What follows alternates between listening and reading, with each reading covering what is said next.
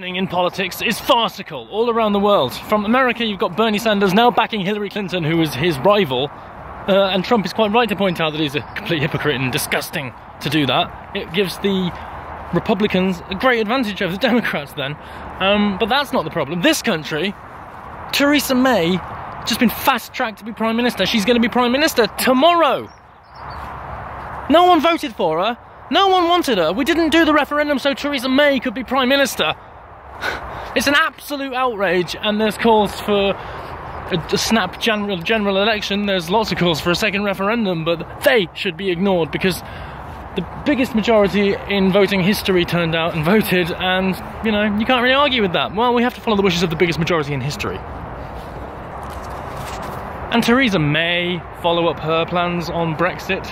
She may follow up her promises. Brexit means Brexit, but what about the other things? What about the IP bill? What about the psychoactive substances, which has created a new spice black market in Manchester that hasn't yet been mentioned in the mainstream media, but I guarantee you that has happened.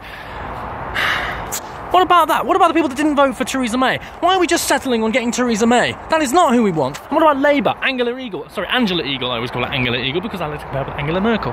Angela Eagle. The eagle has landed, eh? I mean, what is she doing? She is just trying to break up the Labour Party even more as the coup continues to try and oust Corbyn from his position of power.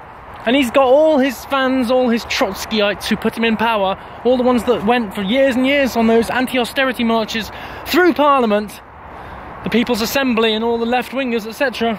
Some of them regressive, some of them progressive.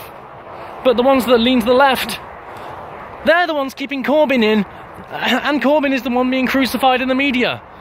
So I'm going to switch sides, basically, from the right and UKIP to the left, Labour. I think I'm going to become a Labour supporter. They support more of my policies, and it's not all just about immigration, is it?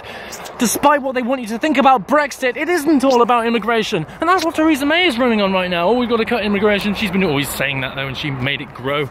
But it's her own promises. My issue isn't immigration. My issue is sovereignty and the ability to pass your own laws. Stop TTIP. Fund the NHS. Do all these things incrementally, gradually. None of those promises on the bus need to be kept, and they never could be kept. Campaigns are their own worst enemy. It would have been better if there was no campaign. We did understand the referendum. The Remainers are trying to say even now that we didn't understand what was going on. We didn't know what was at stake when we voted for it. We did. We did. You didn't.